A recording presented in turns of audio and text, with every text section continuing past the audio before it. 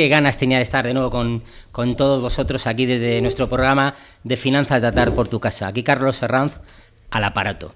Hoy de nuevo estoy encantado porque bueno, la experiencia, las canas, la veteranía y el conocimiento, bueno, siempre son imprescindibles y necesarias, y más en estos tiempos donde ahora parece que lo que pondera es el cortoplacismo, la juventud, la iniciativa con ganas. Parece que los que ya tenemos ganas, don Emilio López, parece que estamos un poco ahí fuera de onda, pero no tiene nada que envidiar a la gente que sabe y que está bien formada. Nosotros tenemos el plus de la experiencia, que sí, don Emilio. Sobre todo canas. Bueno, pues hoy tenemos un programa maravilloso de conocimiento, de información, de temas históricos que por supuesto están relacionados con la economía, porque yo siempre digo esta frase que ya se ha hecho famosa: economía es todo y todo es economía, ¿no? Pero bueno, antes vamos a darle frases con sentido y una notita de humor. Y comenzando con las frases que nos gusta un poco escuchar y que nos hagan reflexionar, la primera es: cuando ya no seas amigo de alguien, respeta los secretos que compartió contigo. Esto se llama integridad. Bueno, estamos en momentos de la vida en que los valores están cada vez, cotizan a la baja en vez de a la alta, y creo que debemos ya de incorporar a todo el mundo a tener el conocimiento claro de lo que es la palabra integridad, ¿no? Y a ver si nos iría mucho mejor en estos momentos, con otros muchos valores, evidentemente, ¿no? Luego, la segunda frase para que pensemos un poquito y nos haga reflexionar es: es mejor dar un paso al futuro incierto que anclarse en un presente mediocre. Bueno, está claro, la imagen es un poco dura porque es la imagen de estos tipos de news que salen y que saltan y que no saben si hay un abismo, ¿no? Pero sí que es verdad que hay que afrontar el futuro siempre con iniciativa y con ganas de intentar mejorar lo que hemos hecho y no vivir solamente de lo de atrás, aunque lo de atrás siempre es fundamental, porque lo que nuestras vivencias, nuestro pasado, explican lo que podremos ser o hacer en el futuro, ¿no? Y luego, ya como última frase así, pone: si alguien pudo lograrlo, yo también. Se lo digo a mi mente todos los días. Bueno, pues esta es, a lo mejor, estas tipo de frases que son muy de coaching, muy de grandes grandilocuentes, pero que si nos podemos a pensar, tienen todo el sentido, ¿no? No nos tenemos que poner límites. Los límites de la ley, de la honradez, de la integridad, los límites desde los valores. Pero el ser humano, si algo ha demostrado, es que es capaz de grandes cosas, ¿no? Y todos somos capaces de hacerlo, ¿no? Y más desde esta radio social de labanandía.org, donde defendemos que la gente que tenga ideas suicidas o familiares, 911-385, nos llamen, pero estamos defendiendo esto. Eres capaz de hacer todo lo que te propongas, siempre positivamente, ¿no? Y bueno, empezamos. Mira, estamos en un momento de actualidad, y aunque vamos a hablar de un tema tan divertido y tan histórico como es el tema de los templarios, desde su historia a la actualidad, yo no quería dejar la oportunidad de que, porque bueno, llevamos un par de semanas con el tema del Pegasus, con el tema de las escuchas ilegales, y bueno, España es diferente. España utiliza muchas veces la ironía o el sarcasmo para decir la realidad, pero bueno, han salido, como salen constantemente, cientos de memes sobre este tema, ¿no? Y sin entrar a debate, ahí he cogido 3 que me han parecido espectacularmente originales y divertidos, ¿no? Vemos la imagen de las señoras sentaditas en un pueblo, ahí todas ahí aglomeradas contándose sus cosas. Dice: el Pegasus de mi pueblo. Si está todo inventado, aquí no hay más secretos. Luego, bueno, este también que es buenísimo, ¿no? La frase es: ante el espionaje destapado en Moncloa, montan un dispositivo de emergencia antipirateos entre Robles y Sánchez. Y salen los dos botes que usábamos de pequeño con el cable para poder hablarnos de largo, ¿no? Para que evitar las escuchas. Bueno, el sentido del humor que tiene que tenemos en España, la grandeza en este tema es impresionante, ¿no? Y luego, bueno, pues sale la figura de Torrente, ahí todo colocado, dice, el creador del Pegasus, ¿no? Bueno, pues esto es un poco dándole la notita de humor. Luego, cuando acabe un poco el programa, comentaremos alguna película, que hay muchas relacionadas con este tema, don Emilio, que, bueno, he destacado una de Ridley Scott, que me parecía interesante, que es muy conocida, para que sea fácil de poder descargar o de poder ver, para poder verla y comentarla, y que todo lo que nos diga don Emilio pues lo vamos a poder ver refrendado posiblemente, y vamos a poder entender un poco más la película. Bueno, y sin nada más, vamos al tema, don Emilio. Hoy los templarios, nada más y nada menos que una orden mítica que se ha hecho en los libros miles de veces y que ha desarrollado miles de temas y que ha dado paso a este tipo de congregaciones que son medio ocultas o no medio ocultas, ¿no? Sí, realmente para mí es una satisfacción hablar de los templarios, porque es uno de los temas más atractivos a los que se pueda uno referir, sobre todo en la Edad Media, ¿no? Los templarios es una orden misteriosa, lo tiene todo. Es una orden misteriosa, religiosa, con altos fines y bajos fines. Sí, o sea, mezclaba. Se mezcla todo, se mezcla el misterio, se mezcla la guerra, se mezcla todo. Pero y luego no hay nada muy claro. Yo los libros que he leído sobre los templarios, nunca sabes qué libro es realmente. Si estás leyendo un libro que es realmente fiable o no es fiable, porque incluso los más fiables, los que tú te crees que son los que son más fiables, sí, lees cosas tan inverosímiles que te cuesta trabajo creerte. Hasta ser capaz de decir que esto es posible que haya sucedido. ¿Cómo es posible que esto haya pasado, ¿no? Que haya pasado, incluso ya lo veremos cuando sigamos hablando de este tema, que hasta en la actualidad todavía hay reminiscencias de los templarios. Y no me refiero a películas, ni libros, ni nada, que siempre están de moda, pero bueno. Mira, yo decía un poco, para dar la introducción, he leído un artículo que venía en el ABC, de Daniel Arjona, que me parecía interesante. Voy a decir 4 frases para que tú ya empieces a ponerte, ¿no? Ninguna teoría conspirativa, que tú ya has hablado de esto, que se precie puede convencer a nadie si no incluye a los templarios. Primera frase que nos dicen, que es exactamente, si esto no estaba programado, de lo que decían, ¿no? Esto lo decía Humberto Eco en El péndulo de Foucault, ¿no? Decía, y es que pocas aventuras han alcanzado un eco semejante en la imaginación popular como la de aquellos sacerdotes soldados que vivieron un bautismo de fuego tras la conmoción en la Primera Cruzada. Pero también dicen, es una organización globalizada, exenta de impuestos, que acumuló riquezas, que fue superpoderosa y que a lo mejor todavía lo es, ¿no? Que está claro que se convirtieron al final en banqueros un poco. Entonces dices, esta introducción te dice un poco con qué no estamos, qué es lo que presentamos en estos momentos, ¿no? O sea, hay una cosa que es curiosa. Cuando nosotros hablamos de la primera organización del capital, la primera organización del dinero, los primeros banqueros, siempre nos vamos a los judíos. Sí, siempre nos vamos a los judíos. Y efectivamente, posiblemente puede ser que sean los primeros, pero realmente los que parece que son los primeros... Sí, los que originaron el nacimiento... Todo esto, o por lo menos a la par de ellos, y mucho más poderosos en un momento, por lo menos en un periodo de 3 siglos, fueron los templarios.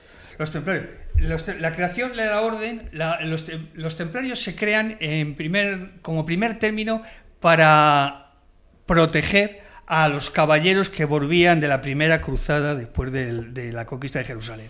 Entonces se crean los... O sea, para entender un poco, para entender históricamente, había habido una guerra religiosa, ¿no? Que era realmente las cruzadas fueron... vamos a ver, el tema está en que los turcos toman Jerusalén. Y entonces se apoderan del Santo Sepulcro, que es el Santo Sepulcro.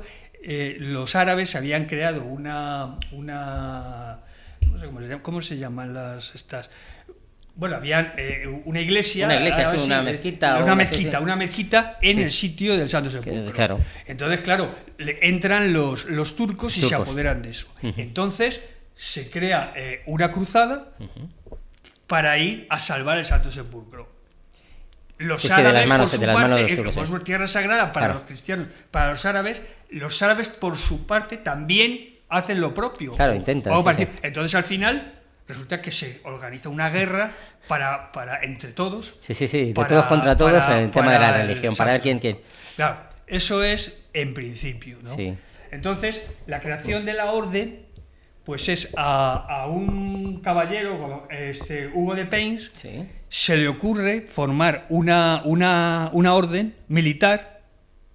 Antes has dicho tú que eran sacerdotes y guerreros. Sí. Realmente no eran sacerdotes, eran monjes. Monjes. No tenían Sí. ellos no oficiaban, ellos eran monjes.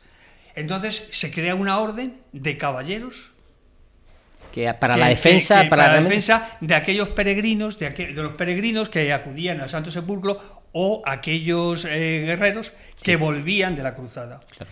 Pero claro, Hugo de Payns lo crea junto con 9 caballeros. Ajá. Luego entonces eran 10. Y se crea esta orden, pero claro, no, tampoco se sabe, no eran 10, porque estos caballeros iban con su propio séquito. Claro, o sea que habíamos... Entonces yo no sé la gente que podría llevar en el séquito, claro. Igual llevaban 5 o 6 personas, el Sí, escudero, sí. el ayudante armero, de cámara, no sé qué, no sé cuánto. O sea, que al final pues eran 30, 40, 50 personas los que de primeras se organizaron para crear. Y bueno, pues esto le parece bien a Godofredo de Bouillon, que fue Godofredo de Bouillon fue el que fundó la orden. No, me estoy liando. La primera cruzada, fue el que conquistó un poco Jerusalén. Godofredo de Bouillon es el que se Jerusalén. O sea, quita a los turcos, expulsa. Es la primera cruzada. Sí. La primera cruzada se hace, pues claro, van a la cruzada, es con motivos religiosos, sí. Pero también, no solamente con motivos religiosos, los señores feudales, que sobre todo los hijos de los señores feudales, que no tenían herencia, van a buscarse la herencia. Van a buscarse tierras, van a buscar esclavos, van a buscar riquezas. O sea que esa es la segunda componente de... O la primera falseando el origen místico, ¿no? y creyente, está claro. Es decir, que crearon, digamos, para salvaguardar a toda la gente, tanto que venía o iba, para que pudieran pasear libremente un poco por territorio que no tuvieran problemas. O sea, parecía loable, parecía un comienzo... Sí, realmente el inicio es loable, porque además esta gente hacían voto de pobreza. Tú imagínate. De hecho, los templarios los templarios se llaman templarios porque... Ahora lo explicaremos. Realmente la orden se llama los caballeros de Cristo, los caballeros pobres de Cristo del Templo de Salomón. Y entonces, una vez que se llaman del Templo de Salomón, porque en Jerusalén el rey Balduino II les deja la mezquita de Al-Aqsa, que es donde estaba construido el primitivo Templo de Salomón. Entonces ellos ponen ahí su cartel general y ahí, claro, pues por eso se le llaman caballeros del Templo de Salomón. Pero con voto de pobreza. Sí, con voto de pobreza y una austeridad extrema. Entonces esta gente vivía exclusivamente para las armas y se dedicaban a proteger a los devotos de Dios. O sea que esta gente en principio no se puede poner ni un pero. Claro, lo que pasa es que luego las cosas van cuando según se fueron desarrollando en las cruzadas, claro, ¿no? Claro. No, bueno, luego tenemos que el gran maestre de Jerusalén, que se llama Germán de Pingueñín, es un nombre francés complicado. Es el patriarca de Jerusalén. Entonces, ¿en qué momento había en Jerusalén? El patriarca de Jerusalén, que reconoce la orden y les da una regla para seguir. Que esta gente pues tiene una regla muy estricta, muy severa, que les marcaba absolutamente todo. Les marcaba cómo tenían que ir vestidos, eligen la túnica blanca con la cruz roja, es una cruz roja que la llevaban sobre el pecho y un manto que llevaban la cruz en el hombro. En el hombro, sí. Entonces, y luego estaban luego había otros que eran los sargentos que llevaban un manto negro. Sobre para distinguirse. Solamente había esas dos jerarquías, el caballero y el sargento. Luego estaban escuderos, los ayudantes, lo que hemos hablado, especies de subalternos. Entonces esto les pone les pone como regla para seguir. Todas estas órdenes tenían una regla que tenían que seguir estrictamente, claro. Entonces se les da la regla de los agustinos del Santo Sepulcro. Es una regla, bueno, pues les dice lo que tienen que comer. Por ejemplo, no pueden comer carne No pueden comer carne, pero comían más carne que la que comemos nosotros ahora, porque es que eso es una cosa curiosa. Yo cuando leí eso me quedaba, porque decía, no pueden comer carne, pero excepto por lo menos 3 días a la semana. Y si un día ayunan, al siguiente día pueden comer carne en cantidad. O sea que... Y 3 veces a la semana no comer carne tampoco los tiempos es que corren ayuno, y a los precios que está en la ternera tampoco es un ayuno. No, puede que lo hicieran mejor que nosotros ahora. Sí que tampoco es un ayuno excesivo. Sí. Entonces, bueno, pues así nace la orden. Las normas eran muy estrictas. Sí, ¿no? muy estrictas. Así nace la orden. Y poco a poco, pues la Iglesia Católica, al cabo de los 3 años, los 4 años, en 1129, porque la orden se crea en 1118, entonces ahí ya la Iglesia les reconoce. Y aquí hay cosas que... Aquí se mezcla la ficción con la realidad, no se sabe qué pensar. Luego son cosas muy raras, muy extrañas. ¿Por qué? Pues porque ellos están alojados en el Templo de Salomón.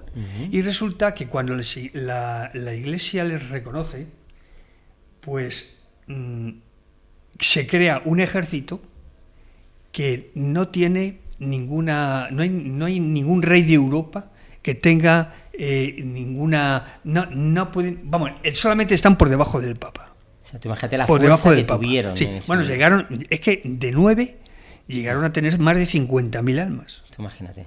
Un ejército de 50.000 personas, que además era un ejército que eran como los marines. O sea, era una tropa de superélite, era una tropa que nunca retrocedía.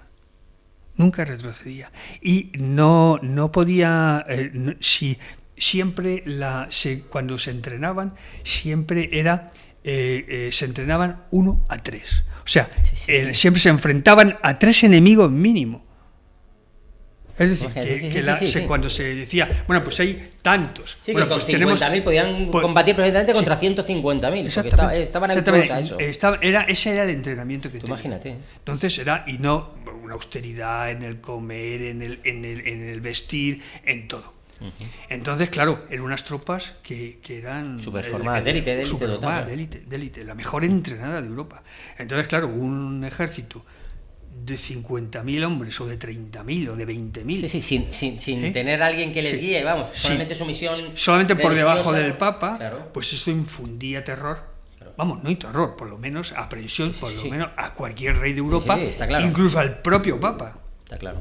Entonces, claro, la Iglesia, cuando les concede el no pagar impuestos, no pagaban impuestos. Yo creo que eso no lo he oído en mi vida. No, es la primera cuando... Es que eso es una cosa curiosa, porque no pagan impuestos, no pagan diezmos, no pagan absolutamente de nada, están libres de... Ellos eran la ley.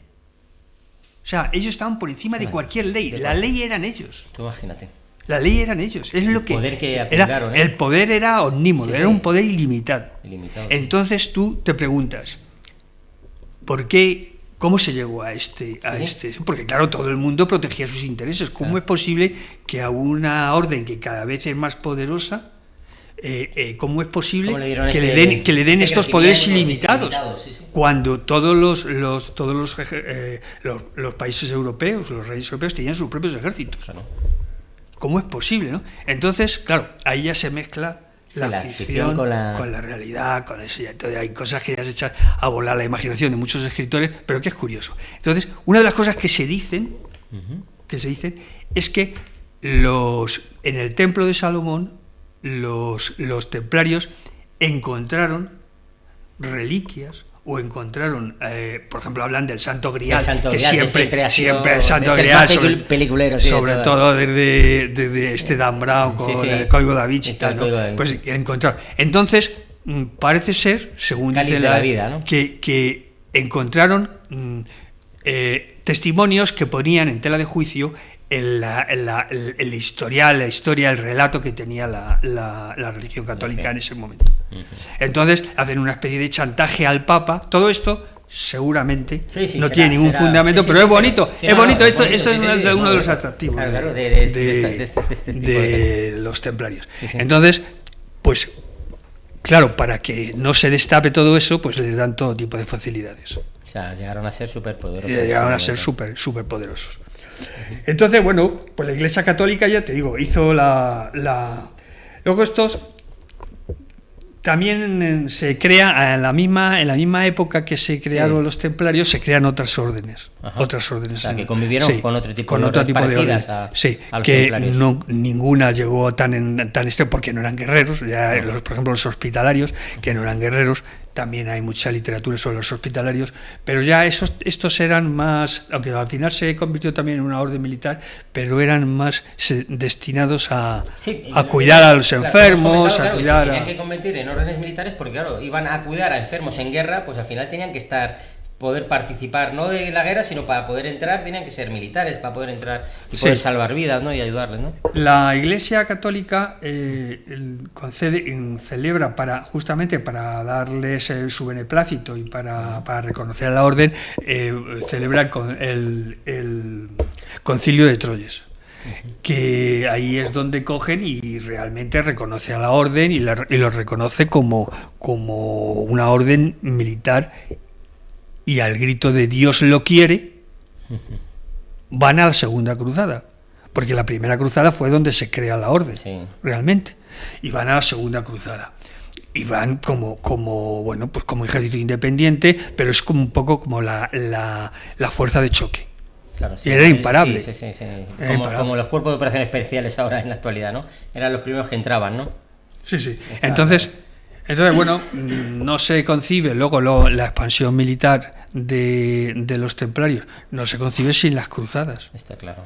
Las cruzadas. El tema de las cruzadas. Sí, las cruzadas es fundamental. Las cruzadas son unas guerras religiosas que existieron en el siglo XI y XII, que bueno, pues estaban en principio las programa la propia Iglesia, es la que dice que al grito de Dios lo quiere, pues se lanzan a recobrar, a quitarle a los turcos el Santo Sepulcro. Detrás de, como hemos dicho antes, detrás de las cruzadas, detrás de la religión, pues van los comerciantes. Claro, siempre ha existido así, siempre ha sido negocio. Van los comerciantes. Entonces, bueno, pues los genoveses, los venecianos, los franceses, sobre todo los italianos, pues lo que quieren es establecer nuevas rutas comerciales, establecer puertos seguros donde sus barcos puedan ir, rutas comerciales para hacer esto. Claro. Entonces, bueno, pues se crea Es decir, que es lo que hemos hablado y confirmado un poco, que los templarios tienen consecuencias, las consecuencias de las cruzadas tienen claramente religiosas y claramente económicas. Sí, lo que tú estás defendiendo y las cruzadas no fueron, o sea, desde el punto de vista militar, no fueron un buen negocio. Desde el punto de vista económico, sí. Desde el punto de vista económico fue un negocio redondo, vamos, y se manejaron sobre todo para los templarios. Pero desde el punto de vista militar, ten en cuenta que hubo 9 cruzadas. Y de las 9 cruzadas, que salieran airosos los cristianos, solamente hay 3. Y de esas 3 que salen airosos, quitando la primera, que fue que arrasaron a los árabes y a los turcos, quitando la primera, las otras se negoció.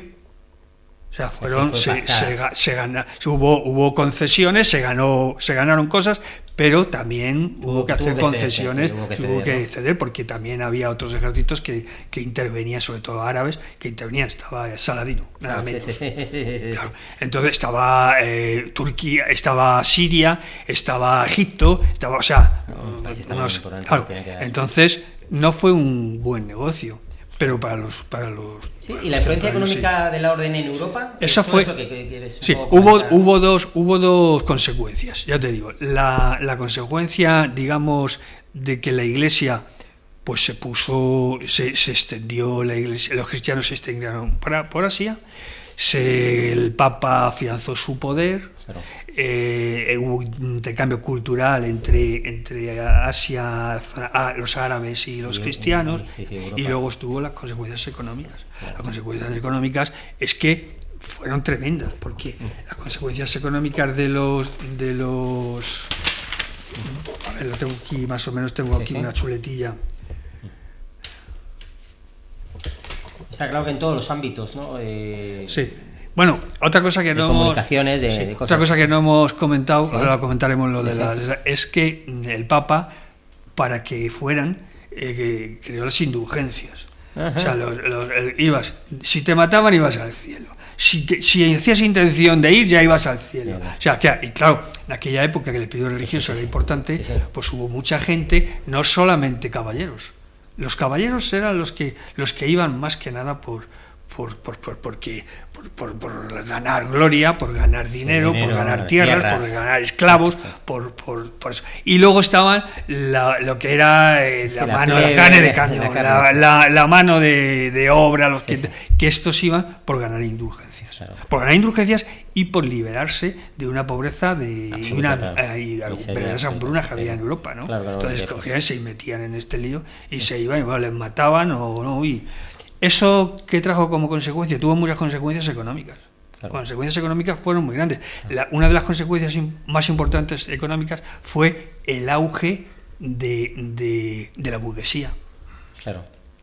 Claro. Sí, tiene sentido porque Claro. nacieran pobres, pero consiguieron sobrevivir. Claro. Sobrevivir, Y no solamente volvían eso, claro, con sino, dinero, volvían con riquezas, no volvían con prestigio, claro, volvían... Aparte de que Europa se mete en una economía de guerra en la cual se trabaja para la guerra.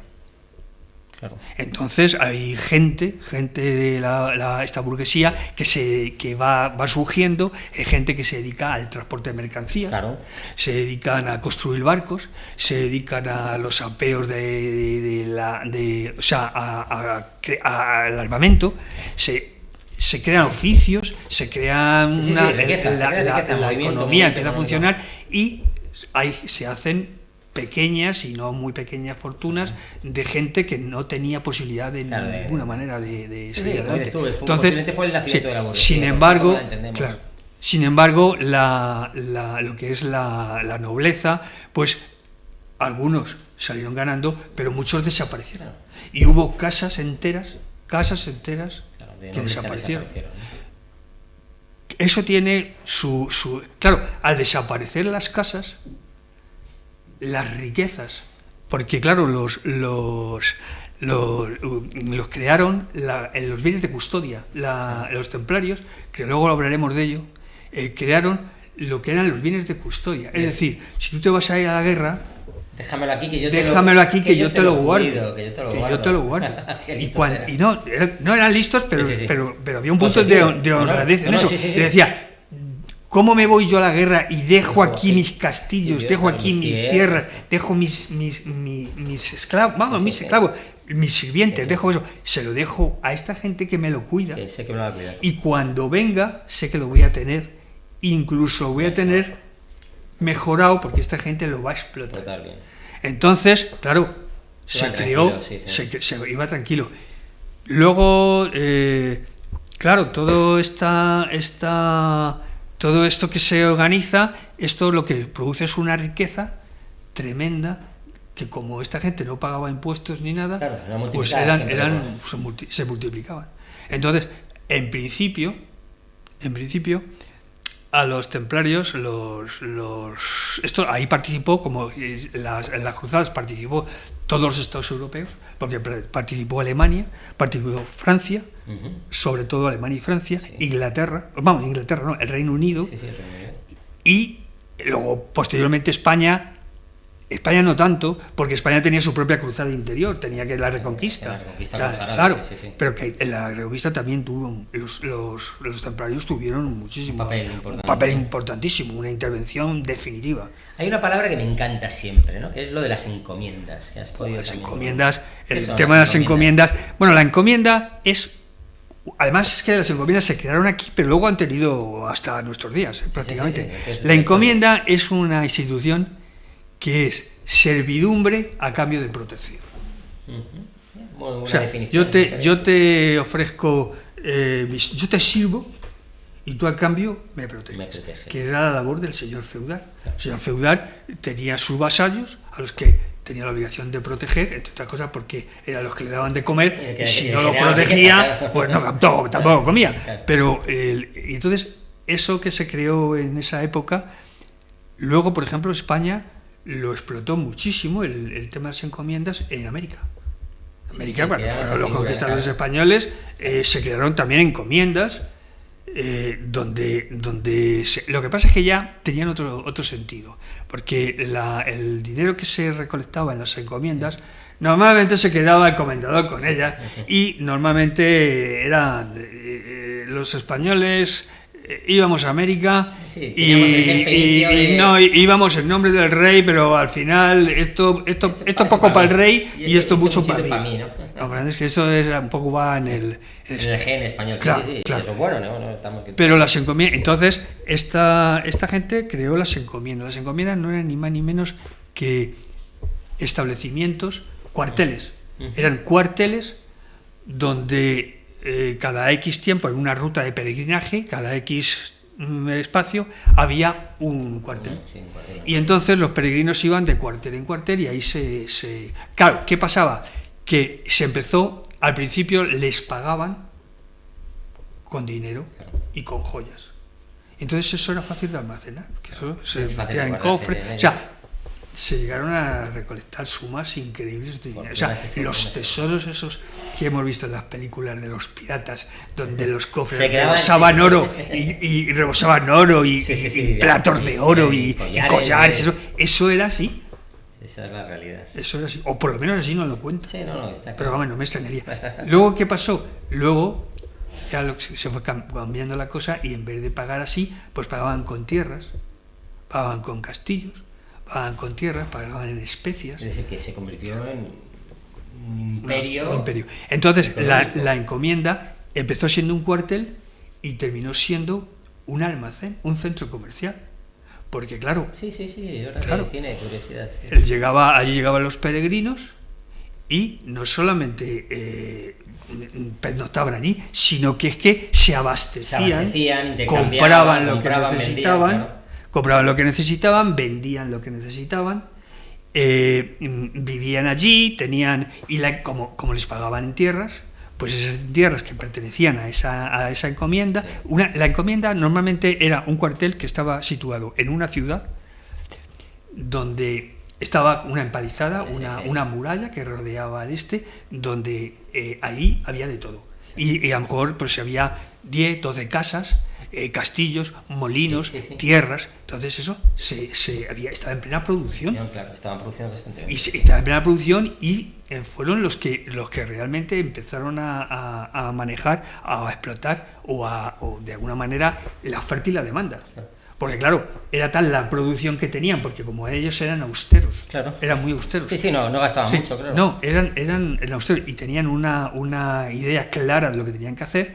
Ahí no había tonterías, ahí era a trabajar, a producir y a no gastar. Entonces, se gastaba en las cruzadas. O sea, todo el dinero que se recogía se invertía en las guerras de la Guerra Santa. Las guerras santas.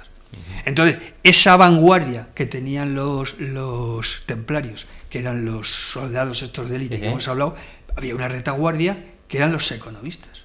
Claro. Tenían que contabilizar, que eran tenían que gestionar, tenían que... Entonces, claro, fueron los primeros banqueros de Europa. Sí, lo hemos comentado aquí, ¿no? La creación del primer banco supranacional. Supranacional. Claro, porque es que el dinero que se recolectaba en Francia se lo prestaban a Reino Unido. Y el dinero que se decía en el Reino Unido se lo prestaban a Alemania. Iban moviendo. Iban moviendo el dinero. Como no se pagaba impuestos y se cobraban los intereses que se cobrase, que no serían eso, los reyes. Eso es un círculo, es una pescadilla que se muerde la cola, que al final fue la destrucción de la propia orden. Pero los reyes fueron endeudándose. Entonces, claro, ¿y quién les decía que no? Con 30.000 guerreros. Claro, eso era un ejército tremendo, un poder tremendo. Les pagaban siempre. Sí. Hay una cosa curiosa que te comento, que lo he leído y me ha dicho... Fueron los precursores de los cheques de viaje. Sí, claro. Original, eso, además, eso es curioso, ¿no? Sí, claro, porque tú, el peregrino o el caballero que partía hacia las cruzadas, no podía llevar tenía que estar en las encomiendas. Claro. Se paraba en las encomiendas. Se paraba tenía que vivir. Claro. No podía ir con el oro, sí, tenía que alimentar a sus... Entonces lo que hacían es que les firmaban un talón. O sea, aquí se partía de Reino Unido y les firmaban un talón, una encomienda, y ese dinero, con ese talón, en donde iba parando, le iban descontando, era un cheque al portador, un cheque, un travel. Iban descontando lo que te iban descontando, o llegaba a su destino y lo cambiaba. Supongo, yo eso no lo sé, porque no lo sé, pero yo me imagino que deberían de tener algún procedimiento para evitar las falsificaciones. Claro. Debían de tener algunos códigos, códigos en los cuales es curioso, porque realmente, claro, esto es, estamos hablando de banca moderna. Hablabas también de valores en custodia, de intermediarios financieros, de letras de cambio, ¿no? Claro. Todo eso fueron ellos los que crearon todo ese tipo todo ese tipo de conceptos, que son los que crean la banca moderna. La banca moderna. Letras de cambio, te daban además. Llegó un momento en que ellos no manejaban, eran realmente comerciantes que no manejaban dinero, pero además no solamente eso, eran comerciantes pero idealistas. Es decir, ahora mismo un comerciante, lo que podríamos llamar un intermediario, ese señor que está en una oficina y dice: compro en tal sitio 2 barcos de arroz, de trigo, y lo vendo en tal sitio y me llevo una ganancia. No, aquí hacían lo mismo, pero no se llevaban la ganancia iba a la orden. Sí, todo a la orden. Todo a la orden templaria, sí. ¿Comprendes? Entonces, claro, ahí no había... hombre, yo no sé si de alguna manera habría sinvergüenza como en todo. Sí, claro, me imagino que ahí habrá gente, histórico. Pero claro, al que le pillaban le daban un juicio. Luceños y Medina seguro que también seguro, pero con la seguridad de que como la ley eran ellos y eso les pasaban por la espada, con toda seguridad. Entonces esta gente ganaba dinero constantemente, y siempre compraban barcos de seda y los vendían, era un trasiego de mercancías, que realmente economía total. Y bueno, de ser los más, porque según esto, y lo que comentas, llegaron a ser la orden posiblemente más poderosa en un momento dado que había en el mundo. La orden más, en el mundo. ¿Y cómo se llegó a su declive, ¿no? ¿Cómo llegó? Porque esto, claro, no es algo que fuera en el corto plazo, ¿no? Que sería poco a poco, me imagino. Hombre, esto duró... esto dura varios siglos. El sentido de las cruzadas, según va modernizándose, según se va pasando el tiempo, pues va perdiendo a lo mejor cierto sentido religioso, ¿no? Sí, bueno, las cruzadas, es que claro, el tema de las cruzadas es muy amplio y se hicieron fuertes en las cruzadas, y el negocio realmente, para lo que servía el temple, para que servía la orden, era para mantener, pues eso, las tropas que iban a las cruzadas. Cuando el tema de las cruzadas fue cada vez a menos, en la última batalla que interviene fue la caída de San Juan de Acre, donde ya los cruzados prácticamente tienen que abandonar la Tierra Santa y se vuelven. Pero claro, la infraestructura financiera que se ha creado en Europa está creada. Ya está creada. Está creada. La fortuna está creada. Está creada, sí, la riqueza estaba ahí. Sí, la creada está. Se habla que en el Reino Unido se habla de que el Reino Unido está lo que es la iglesia del Temple, está en Londres, que es ahora es muy conocida, antes no era muy conocida, pero ahora con el Código Da Vinci se dio a conocer a todo esto. Bueno, pues el rey de Inglaterra acude a los templarios, a la iglesia, y se lleva 50.000 libras esterlinas de aquella época. Jope, que eso sería 50.000 libras esterlinas, que eso es... Sí. O sea, eso es un tesoro incalculable. Terrible, un tesoro incalculable. Y no solamente eso, sino que crean la figura de la gente de compra y venta. Es otra cosa que crean los bancos. O sea, tú podías comprar una propiedad y la comprabas a través de los templarios.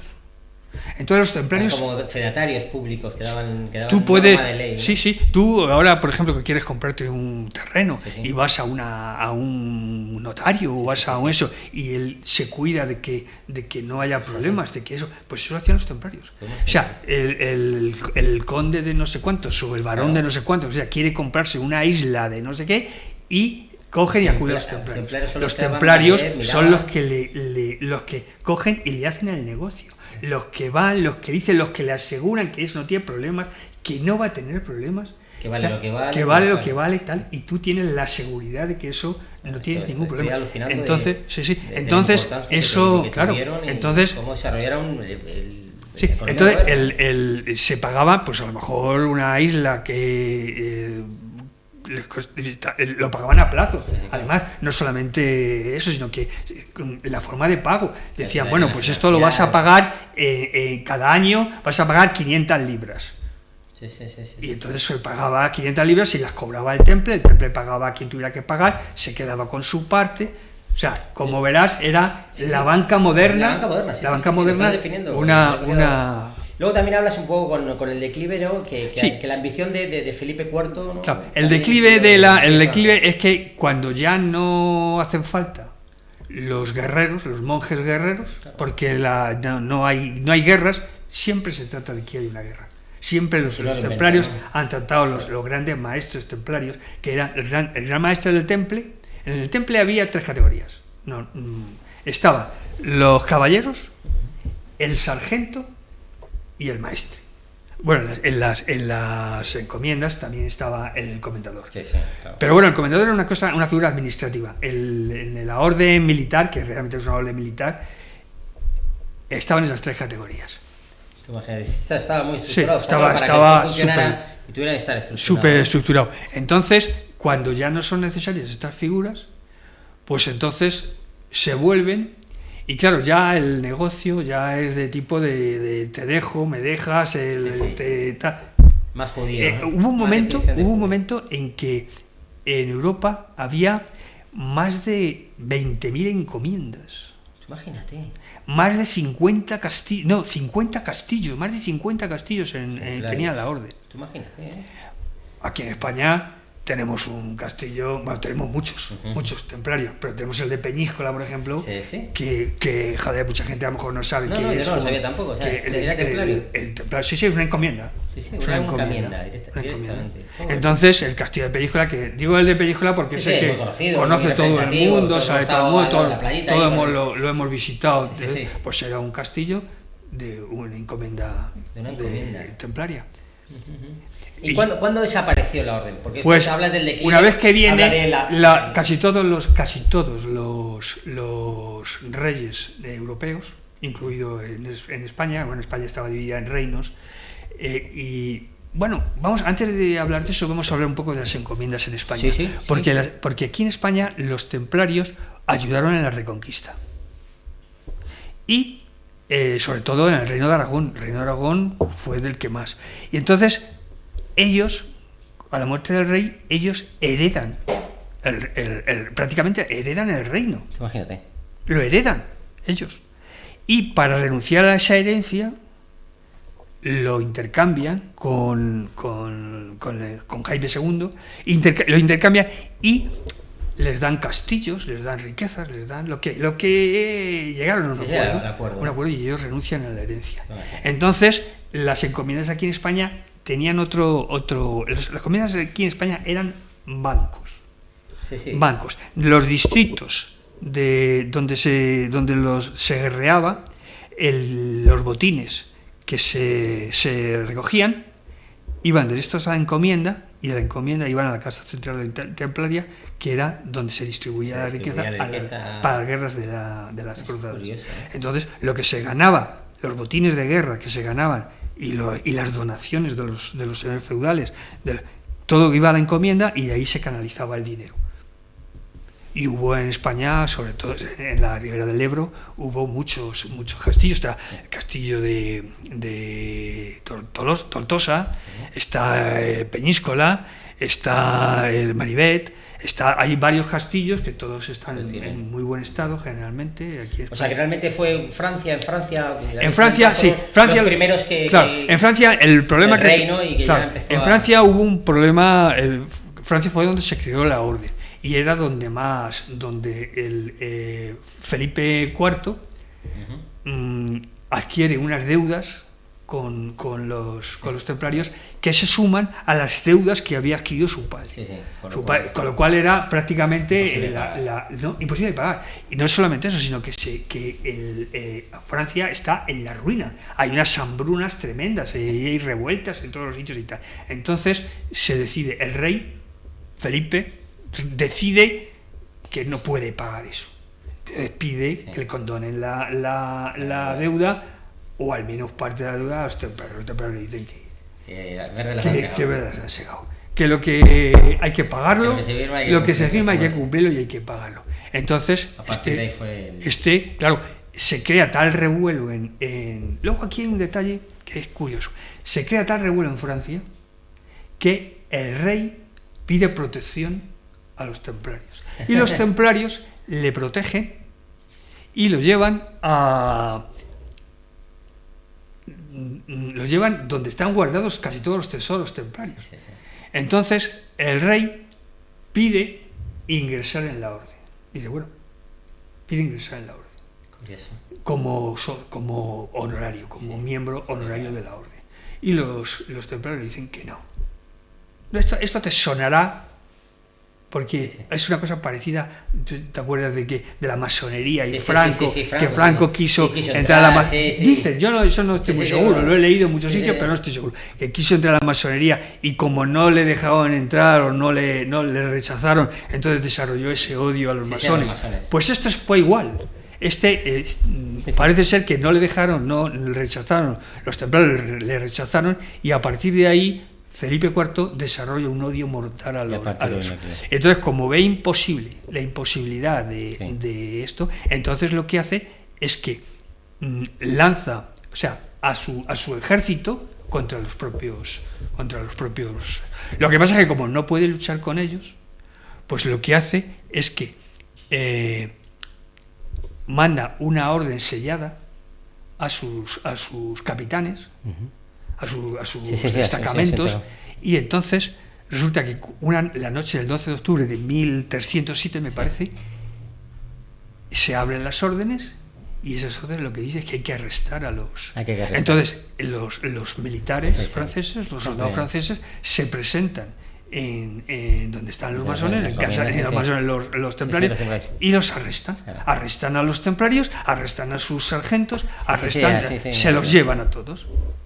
Y se llevan, o sea, es nada más, en Francia nada menos que 20.000 personas. Imagínate. 20.000 personas arrestados. Y claro, para mantenerlos arrestados, tienen que poner una excusa. Entonces, ¿cuál es la excusa que emplean? Pues la excusa es todo tipo de excusas. Herejía, herejía, sodomía, rituales satánicos, cualquier cosa que pudiera influir en la cabeza de la gente para pensar que eran unos poco menos que unos diablos, que no, porque claro, al final los templarios era una orden secreta. Sí, claro. Lo que hacían y deshacían en sus castillos lo sabían ellos. Solamente. Don Emilio, yo me tiraría horas hablando contigo. Mira, nos quedan unos pocos minutos y yo quiero ya que es un poco que ya para finalizar que nos comentes cómo están en la actualidad. Bueno, bien. Bueno, antes de nada te voy a decir que con el Papa Clemente, le convence, y el Papa Clemente disuelve la orden. Sí, la disuelve. Y después de disuelta la orden, a Jacques de Morlaix, que era el gran maestre de la orden en ese momento, lo queman en la hoguera. Y esto es una cosa muy curiosa, porque en la hoguera lanza una maldición. Dice, 13 generaciones os perseguirán y moriréis. Y en los próximos 3 meses, después de morir, muere el rey de Francia, muere el Papa, mueren todos. O sea, que parece que se cumple.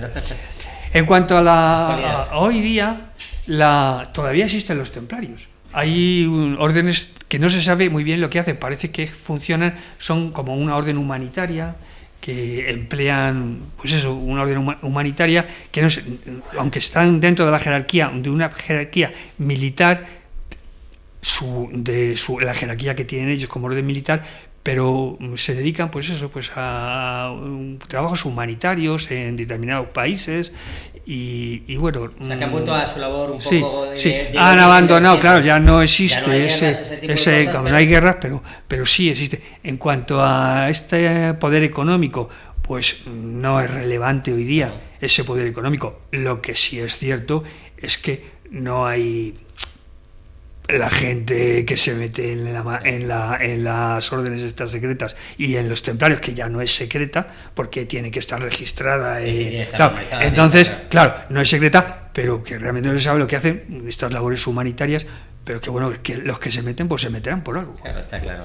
Don Emilio, un placer, como siempre. Tenemos que seguir insistiendo en estos temas porque a mí me parece que se quedan muchas cosas en el tintero. Sí, aquí. Entonces, pero yo agradecerte enormemente porque el puntito. Yo he descubierto cosas que no sabía y que me han encantado, y yo creo que esto es da para otro capítulo. Sí, esto es muy interesante y luego siempre te quedas corto, porque claro, todas estas cosas se pueden desarrollar mucho más. Está claro, y las desarrollaremos con más detalle.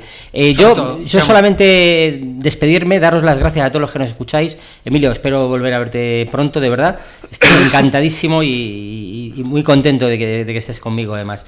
Don Diego, solamente comentar que si queréis profundizar, hay una película de Ridley Scott, Las Cruzadas, que podéis verla.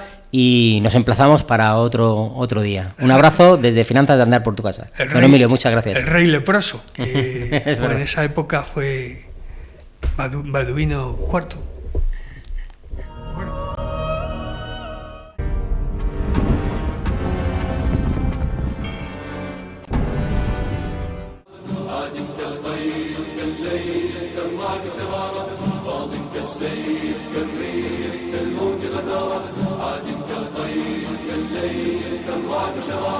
مقدام يطلب ثاره ويرى في الموت بشارة.